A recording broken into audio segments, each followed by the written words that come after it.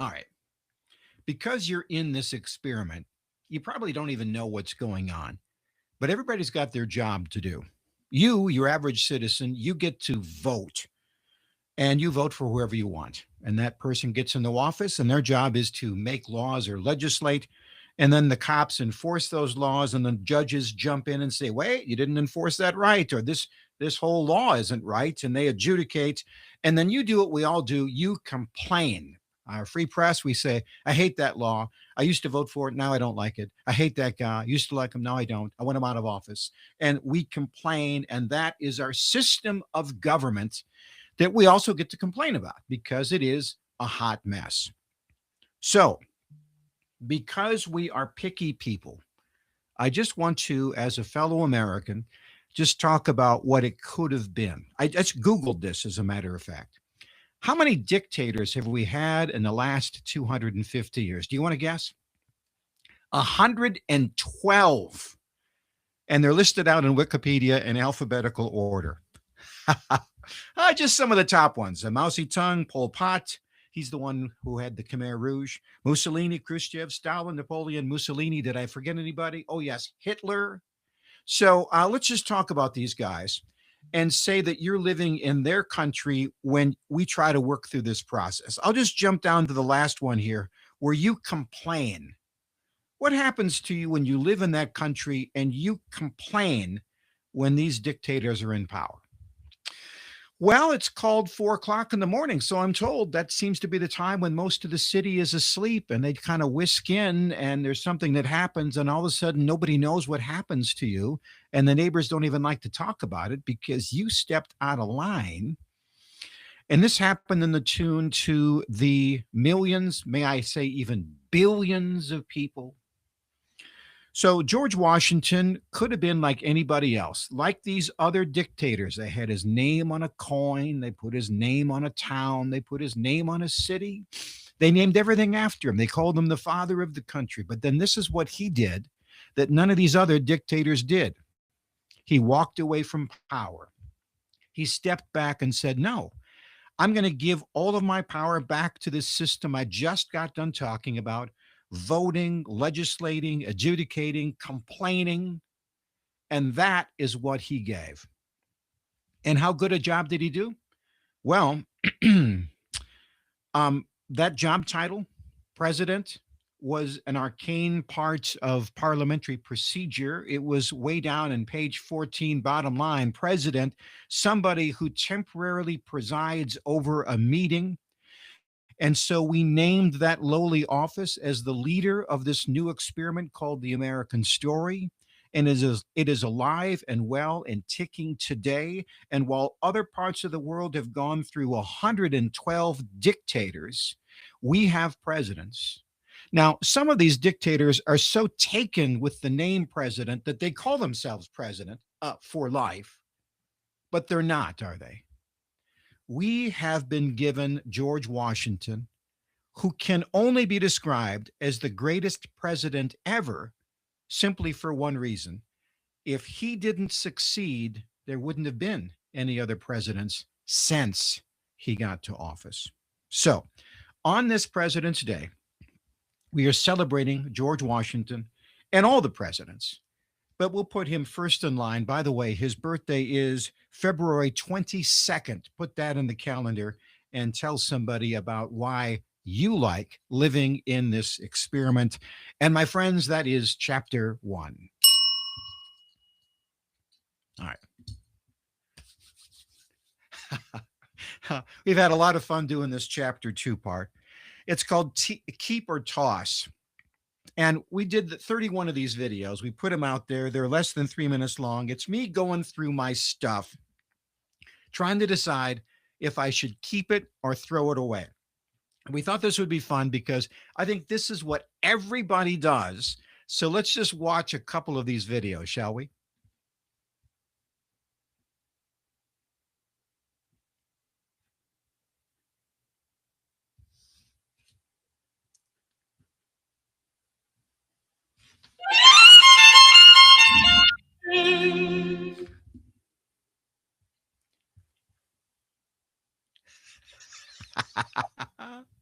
Okay, here we go. Keep or toss?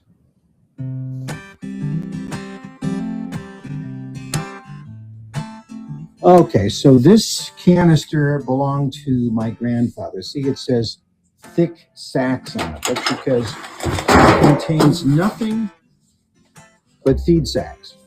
Huh. So my grandpa Ebert farmed down by St. Louis. He didn't say he was a farmer. He said he was a former, because that's the kind of accent he had. And he formed corn. Only it wasn't regular shell corn. It was popcorn. It was hybrid popcorn. And he would sell this to local markets. He would harvest it, dry it by hand, shuck it, and shell it, and then put it in these bags and sell it to local movie theaters in St. Louis. And he would bag it up and bring it to movie theaters and said, okay, you can try this corn. He had a voice like that. You can try this corn, and if you don't like it, it's free. If you want it, you can buy more. And you know what? They always bought more. Why? Well, because the hybrid popcorn he bought was out of the University of Indiana, and there was a young guy who was working there who was really at the cutting edge of popcorn hybrids. This guy in his 20s was named Orville Redenbacher. So, do I keep these bags or toss them?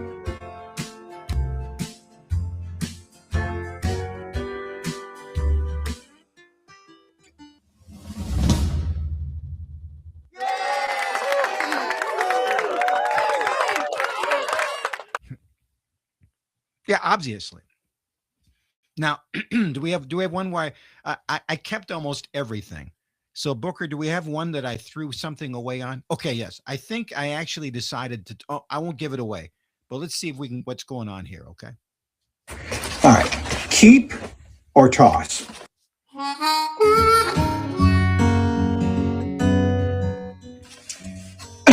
So my mom would take these filters. She got a whole bunch of them. They were food grade, and she would use these to filter out. I think it might have been a lard that she would render that she would use this for. Maybe she used it for honey. I don't think they're food grade anymore. You know, maybe some sort of a cap, but I don't think that's going to work. My question is, keep or toss?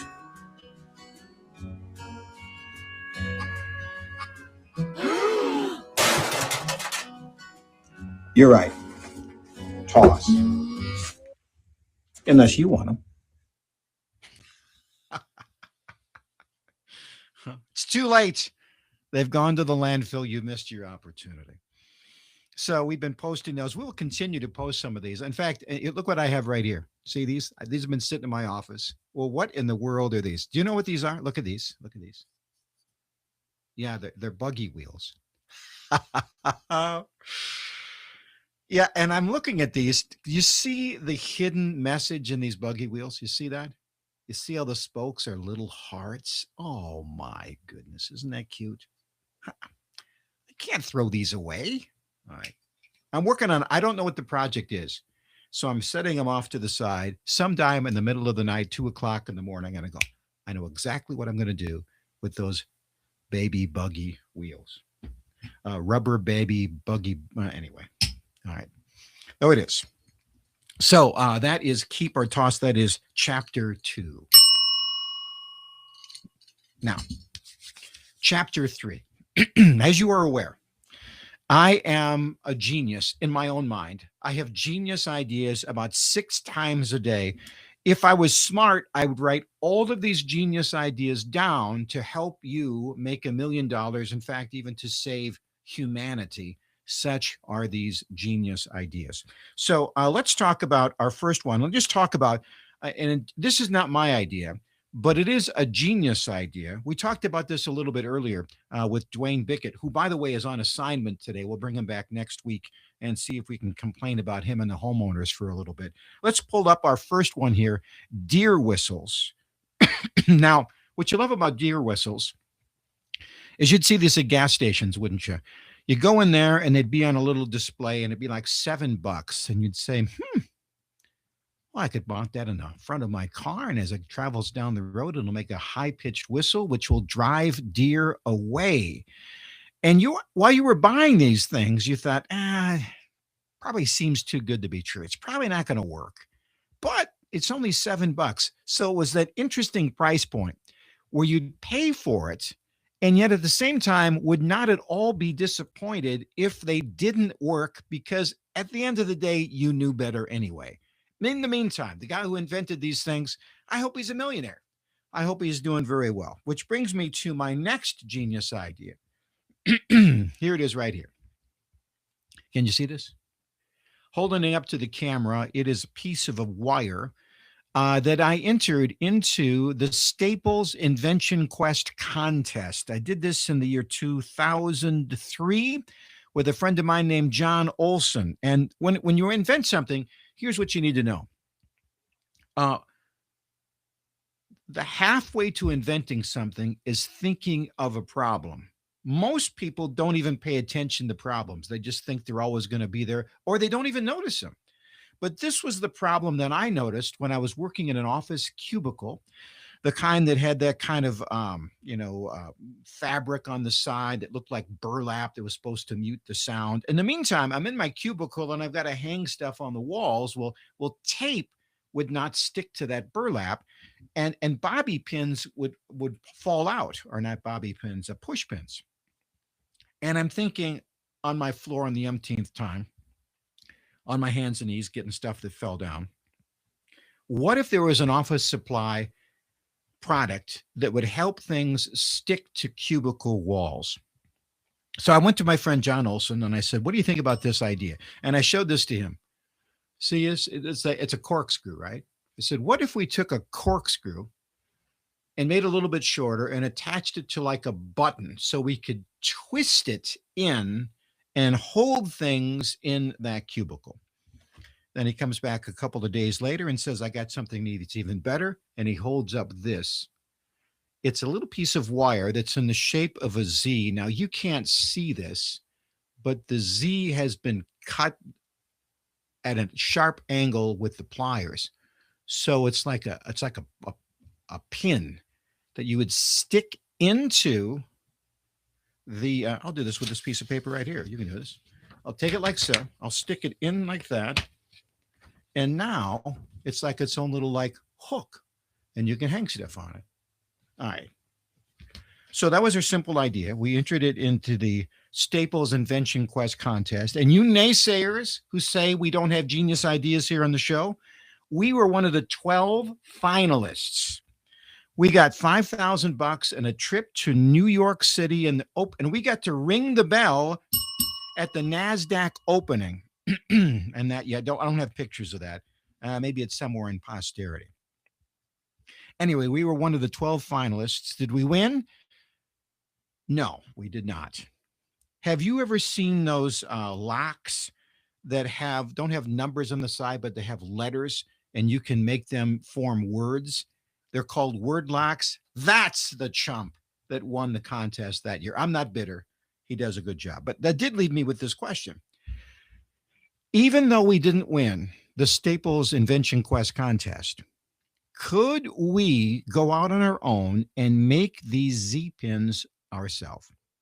So we looked into it. We got a hold of a manufacturer. We decided that it should be a little bit stiffer than ordinary paper clip wire. Maybe needed to be some sort of piano wire. Wasn't exactly sure how we could cut that at a steep enough angle and sharpen it so it would stick. So there's some questions in it. And then there came the real problem.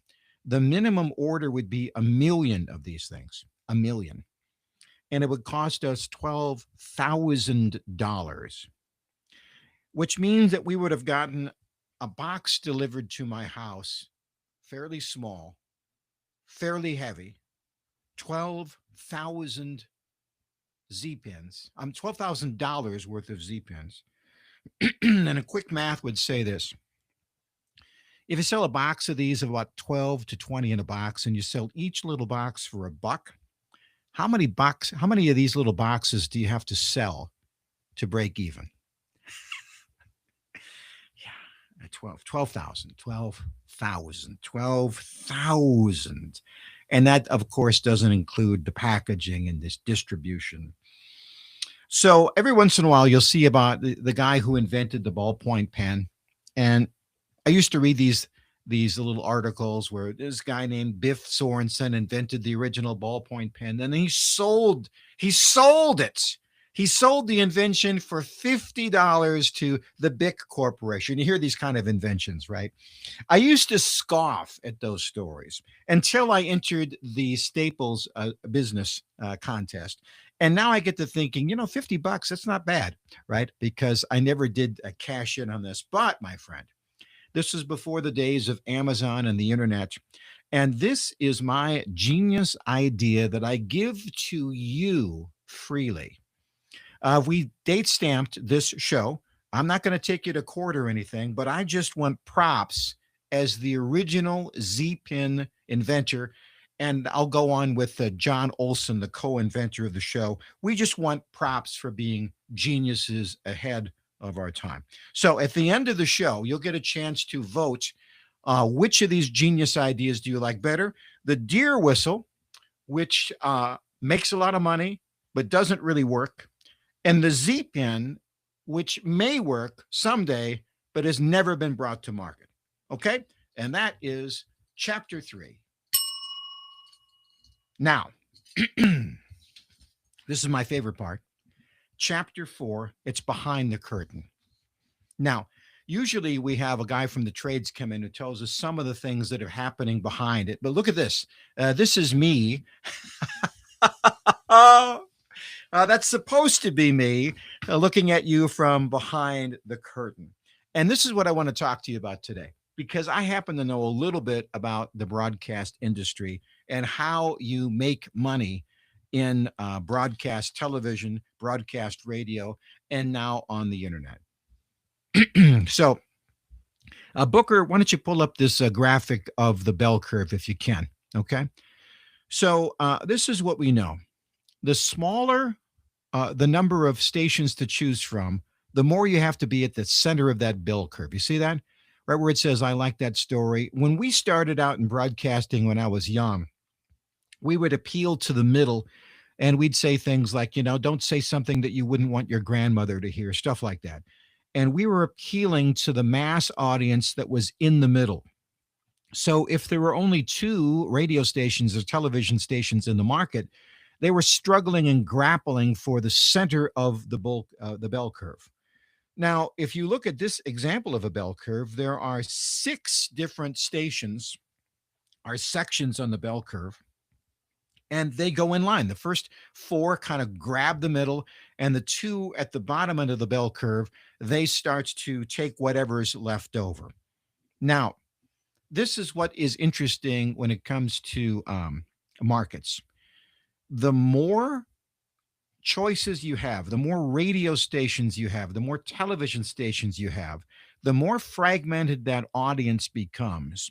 And now you are looking for scraps on the table. The only strategy that works very well in that is to attack an audience. In fact, the more diverse and divisive the content is, the stronger the following you'll have for your tiny little radio station. Rule of thumb, you need about 10,000 people to make a radio station go. We'll make it the same assumption for television. We'll make the same assumption for a podcast or a niche cast or a YouTube channel. You need about 10,000 people.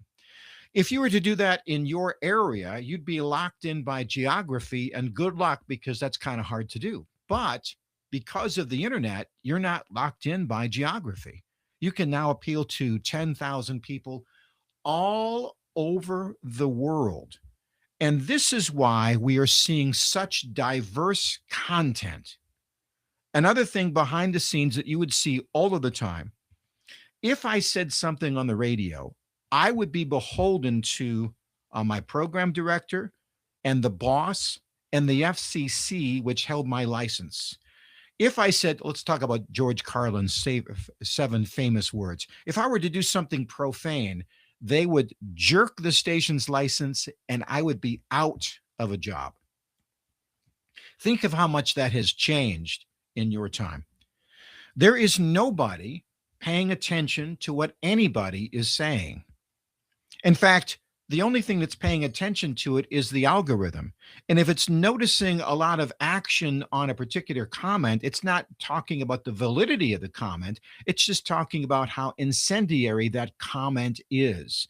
And the more inflammable that content is, the more people like it, and the greater that person is likely to break that 10,000 viewer threshold. And so there are people who can lie, make up the whole story. And if you can get 10,000 people to like it or hate it or comment on it, you're making money. And there are people who absolutely will fabricate absolutely anything to get those clicks and likes. Perhaps by now you have seen this, this 5-year-old kid who tries to feed M&Ms to a alligator outside the door, and his mom freaks out. Okay, that's obviously fake. Perhaps now you've seen the wealthiest, beautiful people inside the skyscraper pool with the glass walls, and then the glass walls break and they get flushed off to die. And that's all completely made up. And if you watched it for more than 10 seconds, who cares? They made money off of your gullibility. All right. Now, much of what I'm telling you now, you probably get. Right? You probably understand that. Which brings me to why we're doing this whole program. It is aggravating me to no end that people are profiting off the sensitivity and gullibility of your average person. And I'm as gullible as anybody else. I am. So, if these hucksters can make money off of telling lies, why can't I just tell the truth? And no, I don't need millions of people. I don't even need to make money. I just want to be a place to encourage people and give them the truth, the vetted truth, to the best of my ability. My specialty is epideictic rhetoric, the rhetoric that binds us. We have far more in common than we have that would ever drive us apart. Now, here is the platform. We know that more people are watching YouTube these days than television. And some of those people like to watch long form television. So that's why we do this program on a Monday night. You can watch it for an hour and maybe you'll get something out of it. It certainly will be interesting. It'll be entertaining, as people will tell me, I'm interested in what you have to say, Jeff, because you say interesting things. Okay, thank you. So that is the long form. We then, as you can see when I use this dinger here, have the ability to cut this into little pieces, and we will distribute this out to the world in these shortened pieces. And that could look like something, YouTube or Instagram or TikTok, and TikTok, I should say. TikTok. Oops, sorry about that. TikTok, a little different. We'll get to that later. Speaking of which, here we go. I'm holding up this can of soda, which has been covered over with this clever little sign, for sale, your product here. I can't tell you.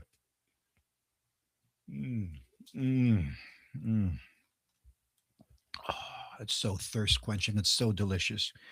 I would love to tell you what this product is, but nobody's paid me to say that yet. And my breath would be so minty fresh with whatever mint you decide to offer to the program. Like I say, baby needs a new pair of shoes. Okay, now we have the shortened videos that we pull out of this.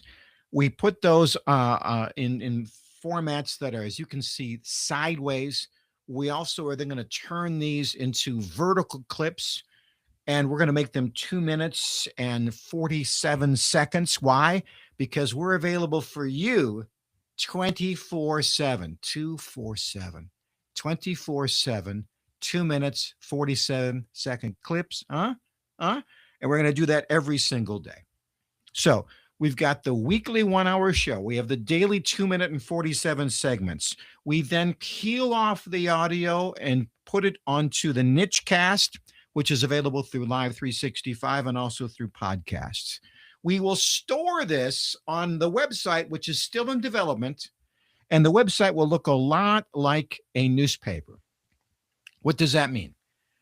Well, you know what a newspaper looks like. You'll go to the website and you'll scroll down and you can, oh, look at this. This is the niche cast right now. See all the different ways we have to listen and watch. This whole website is getting reformulated so it's more integrative. So no matter how you want to get encouraging content, no matter what length you want, whether you wanted audio, whether you wanted video, whether you wanted text, whether you wanted books that I have actually written, you can see above me, strategically placed on the shelf. We are here for you. And the purpose, of course, I usually, you can see I got a tongue in my cheek a little bit, but seriously, um, come on. We are worrying each other to death. We are like sheep, aren't we? Why don't we just figure out a way to relax and pour encouragement into other people? On Mondays, I'll talk about you as the hero. On Tuesdays, I'll talk about the American story because it's an amazing one. On Wednesdays, I'll talk about villains that we face in our lives. On Thursday and Friday, I'll talk about some of the books I've written and some of the programs I do. I was just speaking today to a telephone company. On the weekends, I'll just do something silly. On Saturday, I'll talk about, a keep or toss or something. On Sunday, I'll read some scripture that's been helpful for me in the week and a centering sort of what we're doing. And so that's the whole point. I think Matthew West has a song where he is seeing some injustice in the world and he complains in the song, God, what are you going to do about it? And God says, well, that's why I made you, right? If you want to know why God created you, an easy way to figure it out is find out what bothers you personally. What are you seeing in the world that you don't like? And that's probably your hint that that is why you were put into the world. Empty, divisive, inflammatory, and false information drives me absolutely crazy. So that's why we're doing it. If you know somebody who just wants to hear an interesting guy talk about interesting things, reach out to me. This is the website. It's ilikethatstory.com. Comment, share, and see if we can help bring some people into the fold. Now, we do interviews, and we had a chance to talk to a friend of mine. And Booker, do we have her up now? Do we have Allie's information? And we just want to roll to the there it is, right there. So I had a chance to talk to Allie Gabriel. And speaking of which, if you're looking to be a guest on the show, it's simple enough. Just reach out to us. We're looking for people with good stories who can have information to share. Let's hear from Allie Gabriel. What's the best piece of advice you ever got? I love this one, by the way. So we were on my dad. We're going to move to my mom now. I think I was probably 14 or 15. Actually, no, I know I was 15 now because I can timeline it in my mind. She brought me just a 3x5 index card, and she had written on the top decision-making skills, and it had number 1, number 2, and number 3. And we talked for a very long time, and she said, I want you going forward, before you make any big decision in your life, to ask yourself these 3 questions. I got to write these down. Okay. Number 1, does it glorify God? Number 2, does it show love for others? And number 3, does it show respect for yourself? And I don't need to write these down because they're ingrained in my heart and my mind. And I have gone back to those 3 questions more times in my life than I can count. You know what happens when you're 15 and you get this list? You're not going to have any fun this weekend, are you? You can't go out with any. Okay. I can't do any. Right. I had a mirror in my room, kind of a full length vintage mirror that I would sit in front of it, crisscross every morning and do my hair and put on some mascara. And I just I stuck the index card on the mirror, and it was there for forever. It was there for as long as I lived at home after that, and then followed me to new mirrors and new places of residence. And now again, I don't need the card anymore. I wish I still had it, in fact, but I don't need it anymore. Do you know where she got that from? Did she ever I tell you? don't. I don't know. Honestly, I could ask her. I don't know if it was hers or if it's something she had gleaned from a conference or a book or a Bible study or Does something. she? But I'm assuming that since that's been was posted for her to see, she knew what an impact it had. Have you ever talked to her about that? not, no. I will though. Thanks for that. Yeah. I will. But Now think you- about vetting anything you do through that filter. Oh, exactly. I mean, Exactly. it's just You know, a recipe for success. Yeah. Yes. And it really is most people would say he's fun loving, she's fun loving. Well, there's nothing wrong with that, we say, but really it diminishes your possibility to be joy seeking, right? Yeah. You really want to seek joy. Joy is longer lasting, it's more fulfilling, it's better. But often we trade that in for fun. And fun is expensive, as I see it, many funerals. I do many funerals for the fun uncle, the fun aunt, the fun brother, and they all die, oh boy, way before their time. Because fun invariably has some sort of dangerous and or addictive and or illegal procedure. Afterwards, if you survive, oh, it's a great story. And I laugh at the good stories, but I don't tell the group because I'm not going to. But I think to myself, yeah, I remember that story. That was for this guy over here who didn't survive that story, and I did his funeral. So I guess I don't want to be that much of a wet blanket, but internally I am going, oh, right? You know what I'm saying? Now, you have daughters. Have you given them that advice? I haven't done the index card thing though, but I'm inspired now. Isn't that great? Now, maybe you don't know Allie Gabriel, but that's okay. You know, isn't it fascinating that on the internet, we only are interested in people who we know, who are famous. But some of the wisest things I've heard are from just ordinary people. Allie is well known in her circle, of course, but you know what I'm talking about. So if you know somebody who has a good story or some good insight, or would be a good interview, reach out to us. We have a number of these posted out into the future. We will start these little 2 minute and 47-second videos on March 1st. On March 5th, we'll start just launching these long form interviews. I'm just teasing that one we did with Allie Gabriel, but those will also be on the YouTube channel, also be on the website. I like that story. And anyway, so that's that little plan. So that is our last chapter. Now, he might be watching right now because I told his wife about this. I want to now give you tips from a fourth grade teacher. So let's see if we can pull up here. Okay, this is Jim Glenn. That's his wife, Joanne. And when I talked to him about this story, he said, I prefer to remain anonymous. So fortunately for me, he lives several states away and he probably can't reach me. So I'm just going to tell this story anyway. In life, you might get a good teacher. And a good teacher not just teaches you things, they change your life trajectory. So when Jim was a fourth grade teacher, just starting out, he would read about these people who would do cool things, and he would just copy all of them. And he looked at his fourth grade class and he said, well, you know, they could be better readers. They're kind of out of shape, whatever. And he just had all of these systems to help the kids transform themselves. Now, if you were to go into education, this is what we know.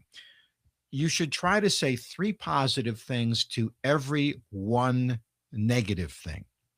If you can get to 6 to 1, man, oh man, will you get a response. Well, as a parent, that's hard to say 6 positive things to 1 negative thing. That most of us can't do that. But Jim Glenn came up with what he called were Glenn bucks. He would go to the old mimeograph machine and he would mimeograph these fake bills, and he would give them to kids who were doing anything that he wanted them to do. Like if they were reading a book, wow, okay, here's some Glenn bucks. If you were out walking in the gymnasium, he had it chalked out how long it would take to go to a mile. And he had in the board, this is how many miles it would take us as a class to get to Seattle. And so throughout the year, they just did more and more things. We're talking planting grass on the top, on the square in front of the school that was all padded down. We're talking spinning basketballs at halftime. This class of fourth graders would do anything for these Glenn bucks. They would read, they would run, they won all the field day competitions. They read so much that they blew the doors off of the annual tests for reading. Parents would come up and say, "What in the world are you doing?" Now, I like it, but my daughter would never read, and now I can't get her nose out of a book. And this is the story that goes with this that I think is most interesting, because the Glenn bucks could only be used at an auction that was held throughout the year. And he'd get, like, bags of potato chips or candy bars, things like that they would auction off. And occasionally books from, the Scholastic Book Fair, stuff like that. And he got a hold of four Twins tickets to the Minnesota Twins. Jim taught in Minnesota at this time. And it comes to the end of the year, and everybody is bidding at the auction for what they can get for Glenn bucks, except three boys who are staying out of the bidding because they want all in on the grand prize, tickets to see the Minnesota Twins in the middle 70s. This would have been. Can you imagine a fourth grader and what they would do? And can you imagine this kid? His name is Jeff Evenson, I believe his name is, because his favorite baseball player is not playing for the Twins. He's playing for the Baltimore Orioles, who are playing the Twins. And his name is Bobby Grich. Bobby Grich. He's a second baseman. He's got a certain panache, and this kid loves Bobby Grich. Well, they win tickets thanks to all of their hard work to go to watch the Twins play. Trying to remember the name of the stadium that was around. That was before. Well, anyway, it's an outdoor field. It was a beautiful day.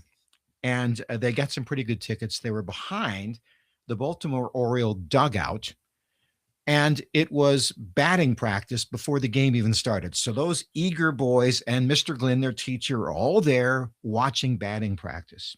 And sure enough, in the outfield is Bobby Grich. And Mr. Glenn says to Jeff Evenson, there he is. Now, when he comes in from batting practice, as he's running in, trotting in, shout out, "Hey, Bobby, toss me a ball," because there's a pretty good chance he has a baseball in his glove. So this fourth grade kid sees Bobby, his hero, run in, and he says, "Hey, Bobby, toss me a ball." And sure enough, tosses it to him. He catches it. Oh, can you imagine the look on his face? And then the game starts, and they all got their gloves, right? And they're behind the dugout, and that's pretty good foul ball territory, right? And so Mr. Glenn, Jim, says, "Now, here's the deal. If it hits over the fence, you get your balls out patrol. There's a pretty good chance you might get a foul ball. You ready?" "Yes." "Okay." And sure enough, one of the players hits a foul ball, and Jeff Evenson catches that foul ball. And the guy who hit the foul ball was Bobby Grich. Bobby Grich. He had two of them. And then you'd have to know Jim Glenn. Because now he's just warming up. Now the game is winding down. And he says, "Now, Jeff, come on over here. There's the dugout. When the game ends, I want you to crawl on your belly onto that dugout and then lean your arms over the top of the dugout with this pen and this ball and say, 'Hey, Bobby, will you sign this for me?' Now, the minute you get on that dugout, the security people are going to say, 'Get off, get off.' Don't listen to them." So the game's over. Jeff takes that ball, takes the pen, hops on the dugout on his belly, works his way to the top. Security guys, kid, get off. Doesn't listen to him. Sticks his arm down with a pen. Hey, Mr. Grinch, can you sign this? Signs the ball, gives it back.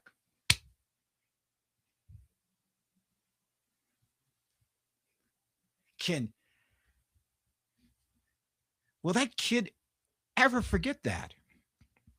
Well, here's the inside stuff. It's the internet, right? I got a message into Bobby Gritch. I would love to tell him that story. I want to know what he's doing these days. He was a professional baseball player. He was nominated for the Hall of Fame, got like 3% of the vote, so not really a chance. But sabermetrics and some of the new stats said he was much a better player than he gave him credit for. I think he works for the Angels now. He's in his late 70s. Does he even know the impact he made? Jeff Evenson, you know how many there are out there? There's a lot. Jeff, if you're hearing the story, call me up. If I could connect Mr. Glynn. Oh, by the way, you recognize me? So when I got up into the majors, I had a little stiff shoulder. So I asked this guy to fill in for me.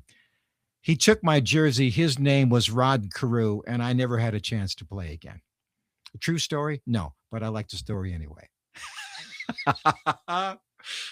Anyway, wouldn't it be great to connect Bobby Gritch, Jim Glynn, and Jeff Evenson? You know, I know you know somebody who's got a story, maybe not that story, but another good story. Those are the stories I want. That's why we call the website I Like That Story. So send it to me if you got one. Send it to me if you got one. Now, we go on to our next chapter. Movie of the week. Now, this got into my feed. There is probably a movie that you identify with. And this is the movie I identify with for one reason, that I am almost the exact age as the star of this movie. So as he starred in that movie, and I was the age when he came out, and now as he is aged, so I have aged. So I'm just watching his life as a movie star and also as a person and also as part of an iconic movie that is really one of the best movies ever made. And let's watch the trailer.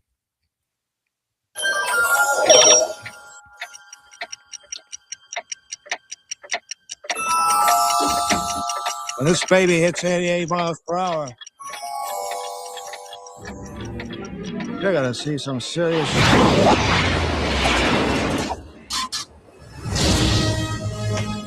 I'm from the future. I came here in a time machine that you invented. Great Scott! 1.21 gigawatts! What the hell is a gigawatt?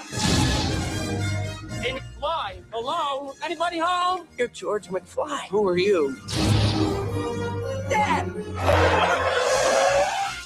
Just relax, Calvin. You got a big bruise on your head. That is your name, isn't it? Calvin Klein? It's written all over your underwear. We're sending you back to the future!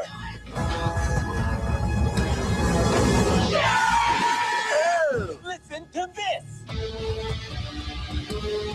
Oh, fellas, I'm afraid you're just too darn loud. Guess you guys aren't ready for that yet. But your kids are gonna love it.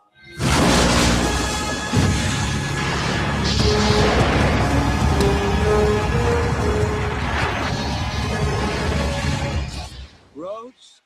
Well, we're going, we don't need roads.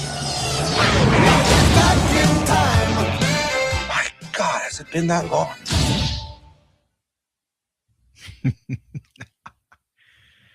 A really good movie trailer makes you want to see the movie, and it doesn't give away the movie. Yeah. Obviously, I shouldn't say obviously. There's a slight chance you've not seen that movie before. what I love about that movie is, like I said, when it came out in 1985, I was in my middle 20s. I That's the way we dressed, just like the kids in the movie at that time. That's what we dressed. We had these sleeveless down jackets. We had the Levi 501s. We had the high top Nikes. That's what everybody wore. It was just what we wore. And we didn't understand the 50s. And now it was 30 years later, and now 40 years later, now more than 40 years later. And the older that movie comes, the more fascinating it is, because we are all in a time machine, aren't we? And then to watch the actors and they have progressed in some of the trials and tribulations they've gone through, it really is not just a great movie to watch for 2 hours. To me, it's like a great metaphor for what life has been like. And as the movie plays out, I think of the things that I have seen in the 40 years and more since that movie came out. Hmm. So that's the movie of the week. If you haven't seen it, see it again. If you have kids or grandkids, watch them, because they're not going to get so many of the different scenes. There's a section in the movie where Michael J. Fox asks for a Pepsi Free. Pepsi Free existed on the market for maybe 9 months. It was soda without any coloring in it. So it was just fizzy, clear water. And it was called Pepsi Free.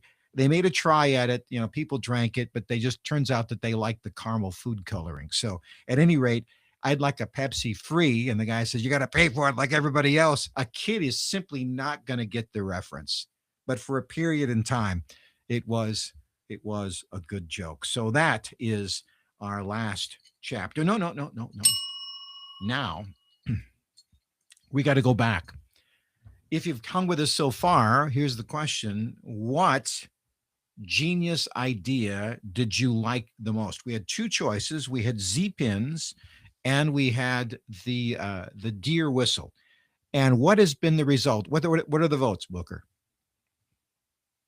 Oh, hey! A small sample size, I'm going to guess. Some people are loading that up. Z-pins. All right, there we go. There's a chance. By the way, I think the patent has expired. If you want, direct mail me. I'll get you the blueprints for the Z-pin.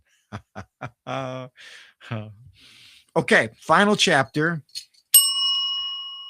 Mailbag. Okay, here we go. First off, we need to give credits to our biggest video. So we have videos, we put them on all the time. And out of curiosity, we say, what's been our best video? What has done the most action on the internet? And of all things, this little clip has gotten more action than anything else. Here we go. My comment is, be careful on the road. There's a lot of turkeys out there. Right? At this particular intersection, there's anywhere between 2 and 5 turkeys. Now, watch this again. Booker and I were looking at this. We're not into wild turkeys, but is that like a feather that they have intentionally hanging out the front? I guess so. Who knew? Huh. Anyway, that far and away, more than any other pithy things I've said on the internet, that's the one that got the most action. Okay, and the question from the mailbag was this. Let's pull that up. Jeff, what are your plans for Lent? Alan D., what are your plans for Lent? Some people live in warmer parts of the country, and good for them. I'm glad you are. One of the things I like about living on the northern plains is that the light is such that in winter, there really are times of introspection. It gets dark early.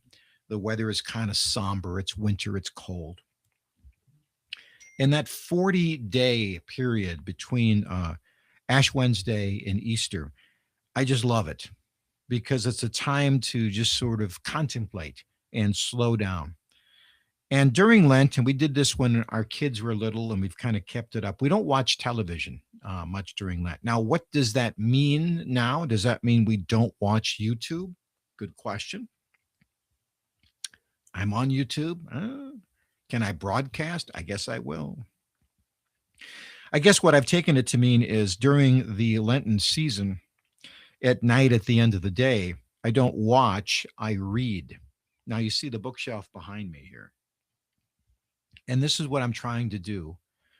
I'm trying to get my 100 best books. What 100 books have I read that have changed my life the most?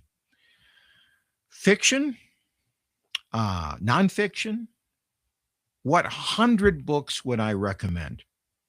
Randy Anderson last year said Remains of the Day. That's a fiction book. It is marvelously written. It is a really beautiful way to explain on how you can completely squander a life as this poor main character does. He has so many opportunities and he just never gets it. And I guess what you love about the book is doesn't resolve itself very well. And then you realize when you read the book, oh my goodness, what if I don't resolve my life? And I think it does a good job of just making you want to live the best possible version of your story. I also get business books. Some are better than others, but they're, good for me to learn from. But that's my question for you. What book would you recommend that I read? I like to read. I'm a pretty good reader, pretty fast reader. So throw it out there in the comments and I'll see if I can add that to my stack during the Lenten season. No, I don't do a goal about how many books am I going to read. Actually, the book that's probably been the most, my most efficient, my most effective book has been this one here. Side note, pet peeve, when people say, I read the Bible in a year. And shouldn't you be reading it every day? Shouldn't it be a daily habit? So that's one of the things that I do just to try to pull some wisdom out of that excellent and ancient tome. Well, anyway, all of that is aside. That is the end of our program today. What time is it?